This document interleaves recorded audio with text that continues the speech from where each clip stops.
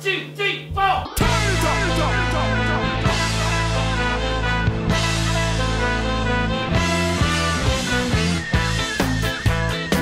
Hello and welcome to the NESN Soccer Podcast. I'm Mark, along with Marcus, for another week of soccer news and excitement. This one is a lot of things we got crammed into this show. We're going to try to get through it as quickly as possible. And we start with none other than Luka Modric winning the FIFA Best Men's Player Award for, I guess, 2017-18. I'm not even sure exactly the time Well, they used span. to do it at the end of the year, but now they want it to align with the European season. So, Sure. yeah, 2017-18. And he didn't win the World Cup, but he won this award, as well as he's taken home a lot of awards this year. He did, yes. And I was asking you who votes on this award, because there's so many different awards. So why don't you just clarify that real quick, and who votes on the FIFA Best Men's Player Award? The FIFA award is decided by national team captains, national team coaches, and select media from each of the, how many federations are there? 200 or Lots. so, 200 plus or minus a few. It's sort of a wide range of inputs and voters versus the Ballon d'Or, which is strictly a media vote, I believe. Yeah. This involves players, coaches, and I think it's a little more political than the Ballon d'Or, because certain players and certain players won't vote for others based off of who they play with on their club side. So going through the votes, which I didn't do this year, but I like to do and see who voted for whom and what the most glaring omissions were. I didn't do it this year, but it's always a bit interesting. Yeah. Because there are some, like Cristiano Ronaldo and Lionel Messi, never seem to vote for each other. So you see things like that. Right. It was Modric this year. You would think, based on who you just said votes on the award, being the players and coaches for the most part, that it would be maybe the most prestigious one to win, but it's kind of unfortunate that politics kind of play into it, and that it ends up maybe not being the most prestigious award, but still a very prestigious award nonetheless. Well, I mean, politics are popularity contests. Has there ever been a race that didn't include a popularity contest? I guess not, but I think it's maybe Ronaldo's popularity sort of working against him, because at the end of the day, he did lead the Champions League in goals and broke again. Did he break the single Champions League record for goals in a single season? I know he broke the total. I think so. Yeah. Whatever. So he like a whole bunch of different things going on, but I think he won the Champions League. The Champions League, but I think people maybe were a little fed up with Ronaldo getting seemingly all the credit for Real Madrid's incredible run, and there's obviously 20 world-class players on that roster, or just a ton of talent. Yeah. And maybe it's just a good way to sort of recognize that there's a lot more to Real Madrid's incredible run of success than just Cristiano Ronaldo, which it's a good way to recognize that there's a lot more to soccer than Cristiano Ronaldo and Lionel Messi. Sure. Yeah, for sure. But speaking of those two, they weren't present at the awards ceremony. Yeah. I don't want to think that they are trying to make some sort of statement, and maybe even more so, could possibly just be trying to let Luka Modric have as much of the spotlight once they sort of know they aren't going to be given the award. But sounds like you might have a different idea. Well, Lionel Messi wasn't a finalist for for the best player. He was not. The third finalist was Mohamed Salah from Liverpool, who enjoyed a fine season. I don't know what they were trying to, prove or pull. It's just it looks like sour grapes from both of them. Now Ronaldo's getting a bit more flack for sitting out the ceremony because he was actually a finalist. Yeah. But Lionel Messi, I'm trying to see if he had a... So Messi was in the FIFA Pro World 11 over Mo Salah, but he was not a finalist for the Best Player award. So Mo Salah wasn't in the 11? He was not in the 11. Messi, Mbappe, and Ronaldo were. We should take a step back. That's controversial. It is in a World Cup year, the World Cup always has an outsized influence on these awards. Which is definitely unfair, given that. I mean, which is the single biggest reason why Modric won the trophy. Yeah. If England beats Croatia in the semifinals, I'm not sure Modric is even a finalist for this award. Right. And Harry Kane's probably... Why it couldn't have gone to maybe a French player. I'm thinking Raphael Varane, who was a key player for Real Madrid and France. There's growing criticism over the award, is that it's a popularity contest, and it always goes to the forward, or it always goes to the player who has the best marketing team or the biggest social media following, and it's a way for FIFA to endear themselves to those markets. So it's becoming a little bit more of a sideshow, I guess, year by year, especially with Ronaldo's and Messi's powers waning, even if only just a little bit. Yeah, so I guess it being a strictly like FIFA award, I think gets a little stigma attached to it, just in general. And what? How? Well, just because I just don't like FIFA. I'm saying from my perspective. Oh, well, so that's great. It's the most prestigious individual award in soccer. Well, Ballon d'Or is the most prestigious one. No, well, it was FIFA and Ballon d'Or for several years. They combined the award. It used to be split. Then they combined it, and then I think last year or 2 years ago was the first year that it was split again. Yeah. Which one is more prestigious? Pick one. I don't think anyone is really the standout at this moment of time, but it is one of the two most prestigious individual awards in the soccer world. Okay. Well, whether you like it or not. Whether you like FIFA or not. Well, we should mention that Kaká was the last person that's not Ronaldo or Messi to win the award, and that was back in 2007. Yeah, I thought it was interesting that Luka Modric won it. We've been waiting for the likes of a Neymar or I guess Kylian Mbappe, who's a FIFA Best Player Award winner in waiting. I was thinking somebody younger was going to come in and knock Ronaldo and Messi off the heap. Luka Modric turned 33 just a couple weeks ago. So it's somebody that's been there all along. Right. And finally got his due, I guess. And finally got his due. Now, I would be remiss if I didn't say this publicly in some way, and I meant to do it on Twitter. There's a man named Russ Goldman, who's a producer for WEEI, I believe. Years ago, and we're talking maybe 2011, 2012, when Tottenham sold Luka Modric to Real Madrid, Russ and I had a debate. That was in the summer of 2012. Russ and I had a debate, and he said that Moussa Dembele, who now plays for Tottenham, at the time Tottenham bought Moussa Dembele from Fulham to replace Luka Modric. Yeah.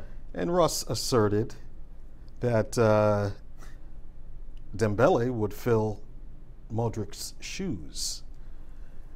I took umbrage to that, and I said he's not qualified to carry Modric's jockstrap, and the coming years would prove me right. Since 2012, Russ, my friend, Luka Modric has won 1 La Liga, 1 Copa del Rey, 2 Spanish Super Cups, 4 Champions Leagues, 3 UEFA Super Cups, 3 FIFA Club World Cup. He was the runner-up in the FIFA 2018 World Cup and the Golden Ball winner at FIFA's Showcase Tournament. And he is now the best FIFA men's player in 2018. So, I guess you win. Russ, all I can say is, if you come at the king, you best not miss. It's a good debate.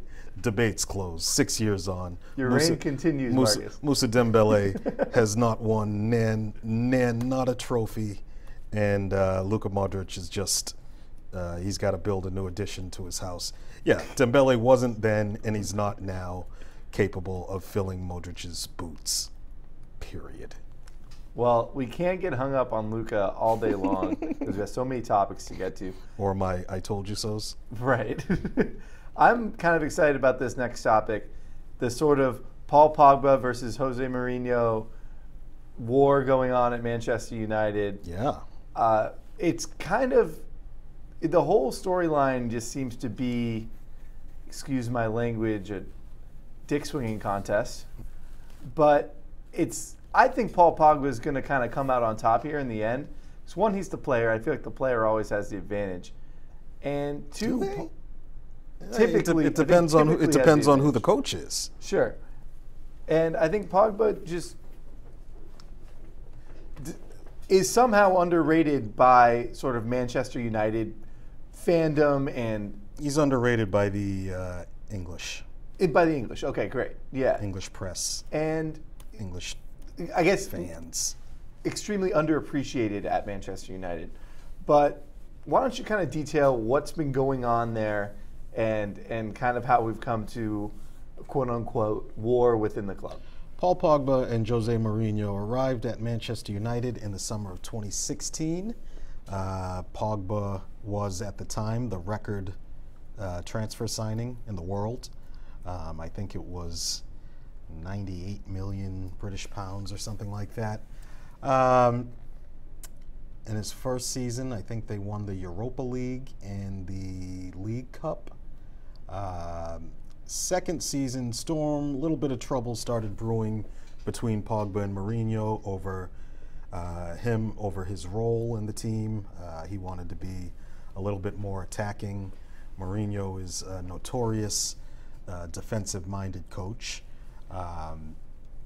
And he also notoriously is confrontational with big players in the kind of post-first Chelsea phase of his career, or the post-Inter Milan phase of his career, instead of buddying up to the stars. Ever since he went to Real Madrid, he's been, he'll get in the face of stars, and, he kind of pushed Iker Casillas toward the exit door at Real Madrid. And it goes without saying that Real Madrid finished the job after Mourinho left. Mm-hmm. But Iker Casillas was Real Madrid's, he's just an institution unto himself there, or he was. Right. And I think at age 33, they showed him the door. He'd been starting goalkeeper since he was 21, broke into the team at 18, and was the captain from around age 22. So Mourinho has this history of taking on big personalities. Sergio Ramos, Mesut Ozil, he took them on at Real Madrid, went to Chelsea, took on Eden Hazard, and he never seems to win these battles. And but this is just the way he's approached things in his, I guess, in the sort of second phase of his career, where he hasn't been as he hasn't won as much. And so that started last year and continued. Pogba was dropped for part of the year over his, for, I guess, technical reasons, which is him not doing what he was supposed to do on the field or what Mourinho wanted him to do. Pogba then went and played his butt off in Russia, led France to the World Cup, absolute key player in the team, And when Mourinho was asked about it, he sort of downplayed Pogba's achievement. This was last summer when they were in America, and really? that kind of rekindled this war that I guess came to a head this week when Paul Pogba, or now we have to interject this, and this is crucial. In the summer of 2018, after the World Cup, yes, Paul Pogba told Manchester United that he wanted to join Barcelona. And I think his agent reportedly had agreed to, contract terms. Barcelona was ready to lodge a bid. Man United said, don't bother. You are our guy, one of our highest paid players, most marketable asset. And, Pogba wants to leave. Mourinho knows it. Pogba knows it. Manchester United knows it. I actually wrote about this yesterday for the first time that, Pogba has been, and today it came out in all the papers that he did actually ask to leave in the summer. So that was probably 2 months ago. 2 months on, Mourinho had tried to make, he installed Pogba as one of the vice captains of the team, and he captains when Antonio Valencia is not playing, and Valencia is old now, so he only plays every other game thereabouts, once a week. And then Pogba gave an interview after Man United's draw with Wolves last Saturday, saying that the team needs to attack at home, basically criticizing his coach's tactics. In response, Mourinho stripped him of the vice captaincy, said he will never captain Man United again. The next day, Manchester United plays Derby County in the Carabao Cup, the Football League Cup. Yeah. During the game, Paul Pogba uploads an Instagram story to with Luke Shaw, where he's laughing about something. Pogba and two other people are laughing, one of them being Luke Shaw, Man United left back, and he's laughing about it. Here's where it gets interesting. Oh, it's not interesting Wednesday morning, Sky Sports cameras are at Man United's practice, and Mourinho confronts Pogba about the Instagram story, saying, do you think it was funny that we weren't winning? And Pogba's sort of incredulous. Now, the story goes the Wi-Fi at Old Trafford wasn't so good, and the Instagram story, we don't know when it was recorded, but it was uploaded after Manchester United had either conceded a goal or went down a man or ultimately lost on penalty kicks. So Mourinho confronts basically social media beef seeps into real life, and it happens in front of Sky Sports cameras, and tens of and millions of people have seen this confrontation between Mourinho and Pogba. The Instagram has since been deleted, I believe. And the Instagram has been deleted, but Mourinho already saw it and or knew about it. So, there is a power struggle at Manchester United between Pogba and Mourinho. Pogba the star, Mourinho the star manager. Mourinho just got a new 5-year contract last season. Pogba, I think, has 2 to 3 years left on his contract. I think 2 years left on his contract after this season. So it looks like one of them will have to go soon. How long can this go on? I don't know, but it looks like the lid is off on this this brewing, this simmering battle. So who do you think Manchester United will have to sort of take aside? Because you can't just have this continue on, and it seems like these are two people that are at the point where they won't be, sort of buddy-buddy at any time. No, they won't be. I was thinking about this on the way to work today. It depends on what the alternatives are. There are alternatives to Jose Mourinho, namely Zinedine Zidane. Mm-hmm. Be fantastic. Arsene Wenger. There are coaches out there. There are some big-name coaches out there. I think Antonio Conte, is he still out there? Although I don't think he wants to be in England, or I think he wanted to get out of England as soon as possible.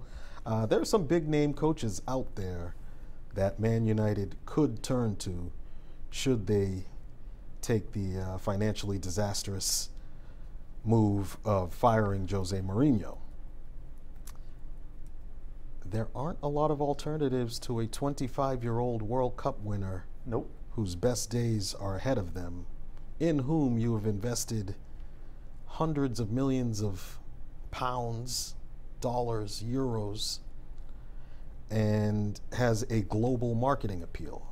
Pogba, according to the BBC, was recently, or the BBC cited another report, saying that Pogba is the most marketable athlete worldwide because of his World Cup victory. Right. So, there's only one Paul Pogba. Yep. Jose Mourinho was once the special one. He was special once. Is he still special? Results suggest no. I mean, Manchester United hasn't exactly been a juggernaut since he's gotten there. Manchester United hasn't won the league since Alex Ferguson left in 2013. So they haven't come close to winning the Champions League in a long time. Maybe 2011 was they were in the final last. Manchester United is fading away. Commercially, they're still a juggernaut. Yeah. On the field, they are fading away from the top. And like when you're talking about an overhaul, you probably don't want to start that with a coach that's already been there for 2+ seasons. That's been undermined in the transfer market, and has been reportedly at odds with his bosses at times in the last year. But this ignores the essential fact that Paul Pogba wants to go to Barcelona.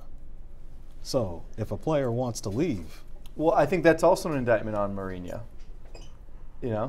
And it could be a power play by Pogba to be like, I want to do this, and then as soon as he gets fired, he has a change of heart. But nonetheless, I mean, that's on Jose Mourinho. Well, what has happened at Man United in the last 2 years that has caused Paul Pogba to not want to be at a club that he pretty much grew up in before he spent, I think, aged 15 to 18 there, or 14 to 17. He spent a few years there. Paul Pogba knows the club. He knows Manchester. He's comfortable there. I don't know what the issue is, but something has happened with Jose Mourinho. I think it's, for me, I think it comes down to his style of play. Mourinho's a defensive-minded coach. I think that's where it all starts. And maybe Mourinho can't relate to a 25-year-old superstar in 2018, the same way he was able to in 2008. Sure. And you see that with coaches often, that they're definitely.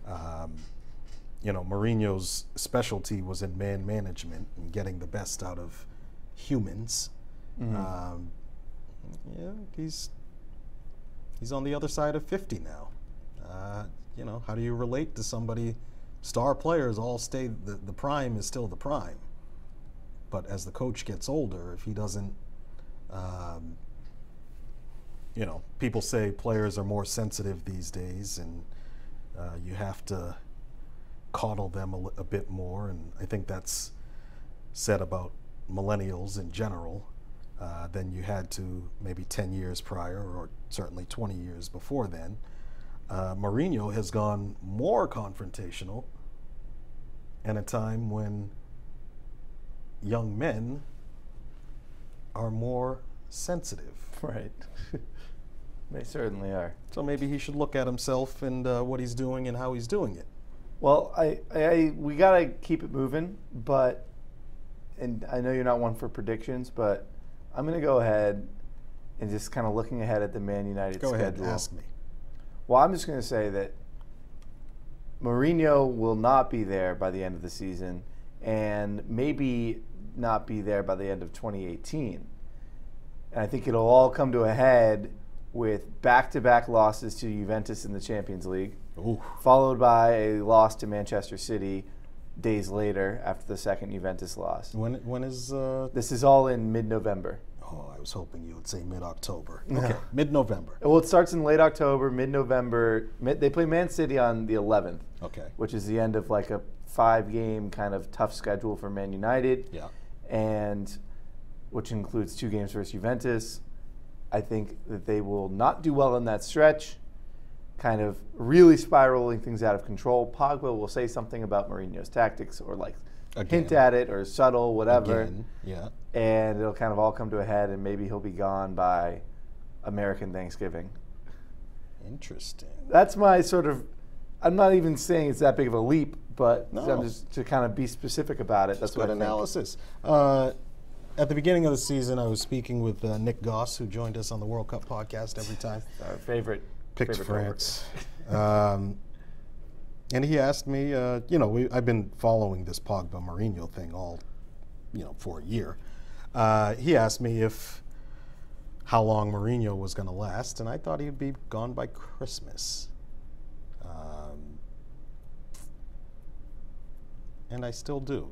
All right. We revisited that prediction the other day, and I still, between Christmas and Thanksgiving, Mourinho will be out.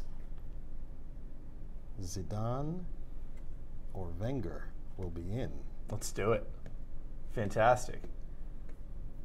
And then Wenger goes back to Arsenal, or have they already? And then Pogba will be gone next summer. I think this ends with both Mourinho and Pogba gone by this time next year. I would like to see September Pogba 27th, 2019. I would like to see Pogba stay and be kind of the spearhead of a Man United rebuild. I think everybody on the business side of Manchester United would like to see that too. Yeah. Well, okay, moving on. I think we've hammered that one. Elsewhere in the Premier League, with a little more drama going on, Aaron Ramsey and Arsenal also at odds, it appears. Yeah. This is certainly less spectacular and, I would say, dare I say, interesting than Ramsey because it involves 2 lower profile figures. Yeah. You've got Aaron Ramsey, Arsenal longtime midfielder, was in the running to be one of the captains this year. New coach Unai Emery, who is still trying to put his stamp down on Arsenal. And then Arsenal's new, bosses, Sven Mislintat, who is the head of recruitment, Raoul Sanlé, who's the head of football relations. He's basically the director of football at Arsenal. Arsenal has a problem with their wage bill. They're paying too much right now. Aaron Ramsey has been a key player at Arsenal under Arsene Wenger. Under Unai Emery, his role and position is undefined.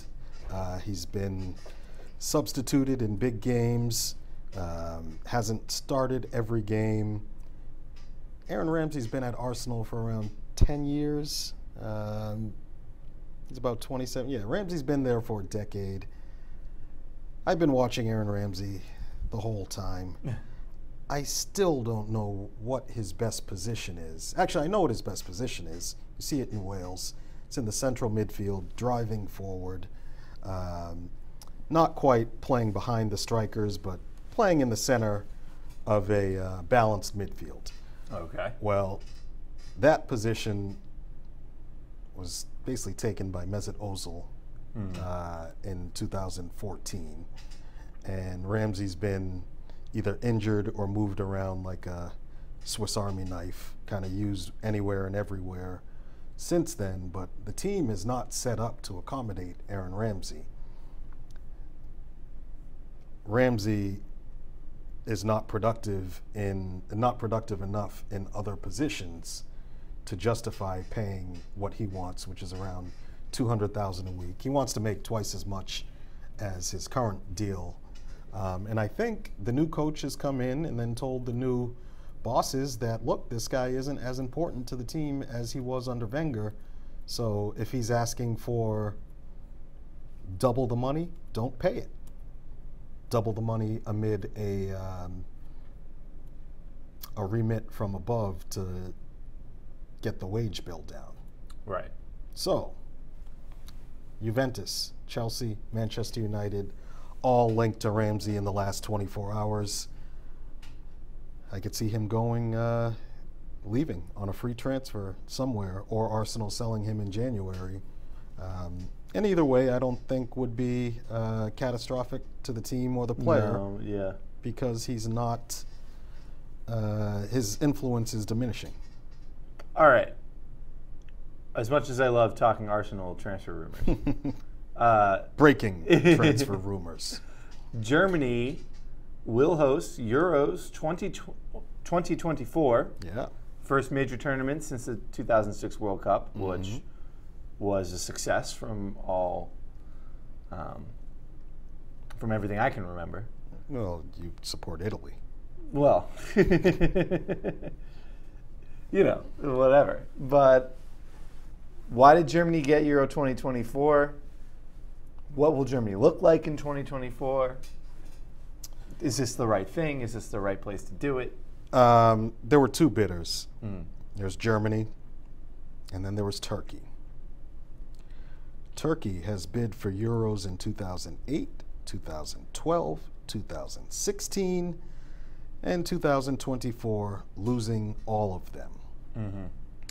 Now this time, this was the first bid where UEFA put human rights considerations into its criteria. That's just an official thing that's kind of always been... Well, it was in the official report. No, I mean, this is UEFA officially put human rights considerations into its consideration. It might have been there unofficially. Right. I don't know. But Turkey, there was a failed coup in 2016. And since then, Recep Tayyip Erdogan, Turkey's president, some would call him a strongman or dictator, has cracked down harshly on all opposition in the country. And this this bid paid for it. Long story short. Right. Now, people in Turkey are very mad over it, and they're saying it's Europe showing racist attitudes towards Turkey. Maybe there's an element of truth in that, just as there's an element of truth that Turkey's human rights record is not good in recent years. It is bad in recent years, and Turkey has paid the price for it. And Erdogan wanted these Euros as something akin to Putin's World Cup in 2018, as you know, this major tournament to show that you're bringing investment in the world into the country. Yeah. For Putin, it came at a time of increasing isolation from much of the Western world, and he won it, although it was awarded before the isolation started. Yeah. But the World Cup came. Yeah, timing bit Turkey, because Turkey is now becoming increasingly isolated, and they didn't get the Euros. Germany did.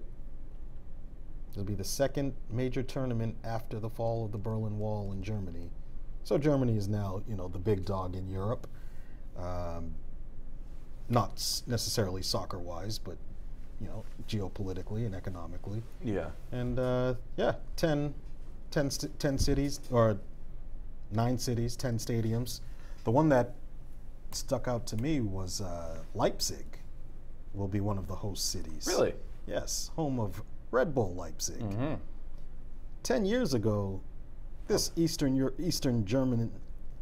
German city was home to a, what, 3rd or 4th division club that Red Bull built a stadium, and turned them into a,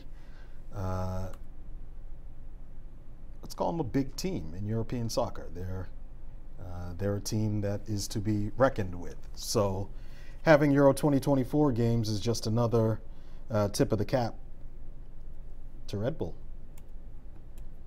Well, I'm not necessarily surprised to, and you know, I wasn't waiting on pins and needles to find out where Euro 2024 was going to be, but when it pops up as Germany, It's not surprising. Yeah, and the vote was like 12-4 or something like. It wasn't even close. I think it's kind of a no-brainer between the two countries that were bidding, but I think it's also just reassuring to see that there aren't really any question marks coming out of a host country, and I think the last two major tournaments to be selected, which are the 2026 World Cup and now the 2024 Euros, there aren't really any major question marks with why it has been selected, the countries. Yeah, from a technical perspective. From a technical, but also I think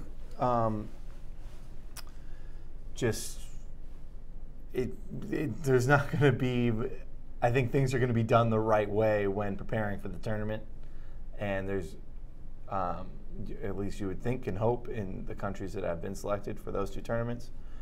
So, and not that it seems like, sorry to cut you off. Yeah.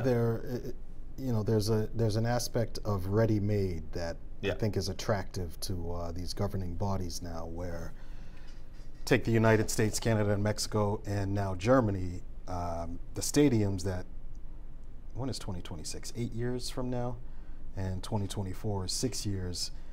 They're not going to be spending trillions of dollars on new stadiums, as we saw in Russia, as we saw in Brazil. Where was the last Euro? The last Euros? Oh no, that was France. Yeah. Before that was Ukraine and Poland.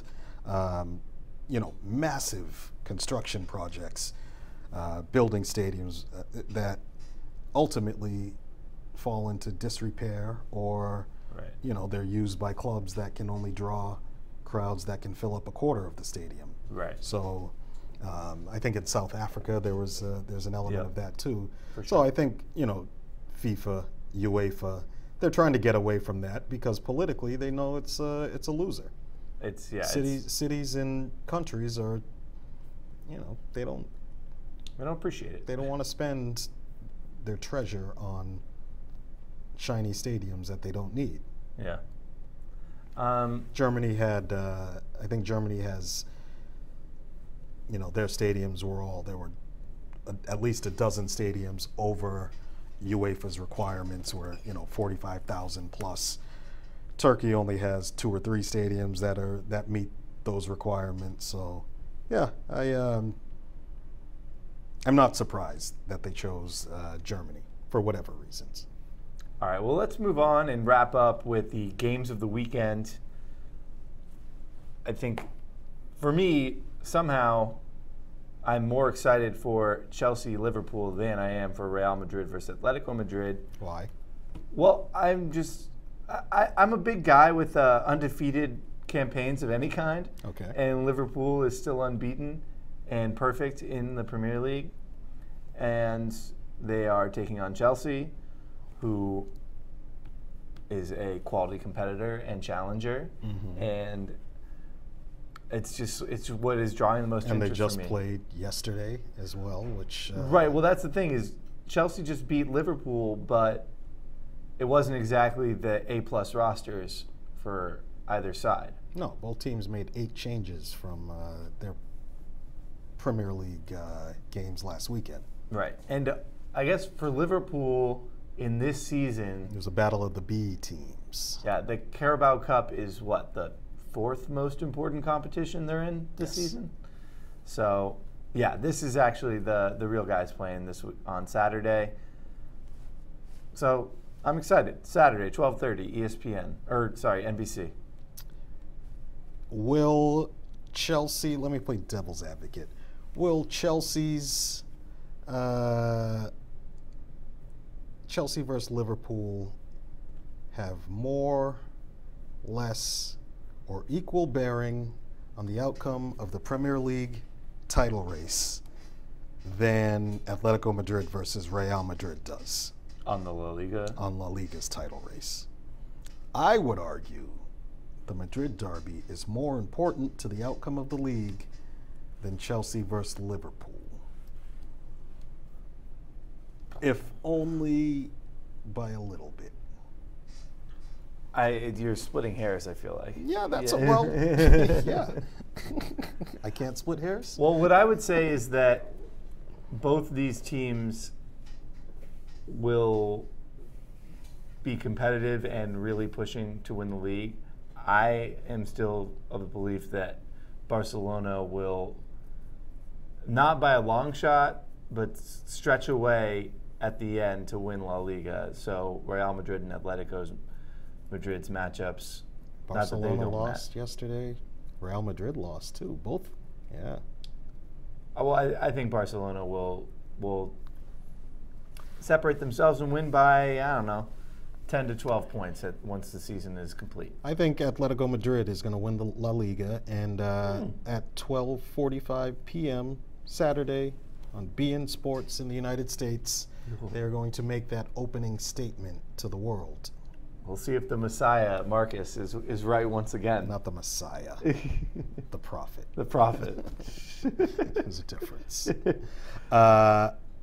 Two great games. I'm going to watch so much soccer on Saturday. I'm excited for you. Thinking about it. Yes, yes. Before the show, we were talking about Manchester United Watford at, Manchester United West Ham at 7:30 a.m. Eastern, followed by a series of 10 o'clock games. I will be watching Arsenal Watford at 10, followed by Chelsea versus Liverpool, followed by Real Madrid versus Atletico Madrid. That is 8+ hours of back-to-back games. There's also Juventus Napoli, Roma Lazio, Dortmund Leverkusen. I'm watching games all day Saturday. Don't call me unless you want to join me in watching games. I will say in the Roma Lazio game, Eusebio Di Francesco, the Roma coach, appears to be playing for his job, or coaching for his job. If Roma is down, which a year ago was his first season, and then he took the team to the Champions League semifinal. Hey, life and moves he's on fast. the hot seat already? Life moves fast. Wow. Roma has really struggled out of the gate Just in all competitions. 4 months after beating Barcelona? Well, Roma's dream is to get Antonio Conte somehow. Who is available. There we go. But even though he's available, it's a dream. That's what I would say. That would be a coup for Roma. But if Lazio's down, or if Lazio takes, say, a 2-goal lead, don't be surprised if Di Francesco doesn't come out at halftime or something. Wow. and who does? Totti? Who knows? And Totti's birthday is today. Is it really? It is today. Ciao, Capitano. Yeah. All right. Well, finally. Yes, finally. Sunday, Liga MX Super Classico. America versus Chivas, 7 p.m. Sunday on Univision. There will be millions of people in the United States watching this game. I will be one of them. It is the biggest game in Mexico. The season is early. I think there are only 6 or 7 games into the season. Chivas not doing so well. America looking good. Records go out the window when these sides meet. I'll be tuning in just to see what happens.